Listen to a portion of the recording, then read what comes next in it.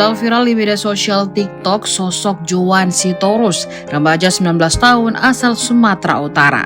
Pria bertubuh kekar itu viral di media sosial usai menceritakan kehidupannya yang serba kekurangan, namun dirinya tetap bersemangat meraih pendidikannya. Dikutip tribuntimur.com dari TikTok Lendra @cikicow, Joan hadir sebagai undangan di live TikTok influencer asal Wajo, Sulawesi Selatan itu. Bermula saat Lendra membahas tentang tampang maskulin Joan. Joan mengaku hal tersebut karena pekerjaannya yang cukup keras.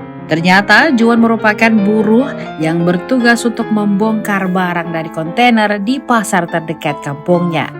Joan bekerja sebagai buruh dari pukul 1 dini hari hingga pukul 7 pagi. Lanjut kembali bekerja pada jam 8 pagi hingga siang hari menuju sore. Di sela-sela pekerjaan padatnya itu, Joan juga kerap menjadi buruh panen sawit terdekat. Tak disangka, Joan ternyata merupakan mahasiswa jurusan manajemen. Ia ternyata diam-diam kuliah agar tak membuat ibunya kepikiran. Ia kuliah dari pukul 2 siang hingga malam hari.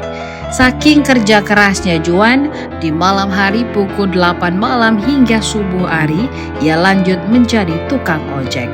Endingnya setiap harinya Joan hanya tidur 1 jam. Hal tersebut yang membuat netizen iba kepadanya. Background keluarganya cukup memprihatinkan, ayahnya meninggalkannya beserta sang bunda entah kemana. Begitu pula dengan kakak-kakak dari Joan. Makanya Joanlah sendiri berjuang untuk memenuhi kebutuhan ibunya di rumah. Tak jarang Joan memposting aktivitasnya bersama bundanya di rumah yang sederhana.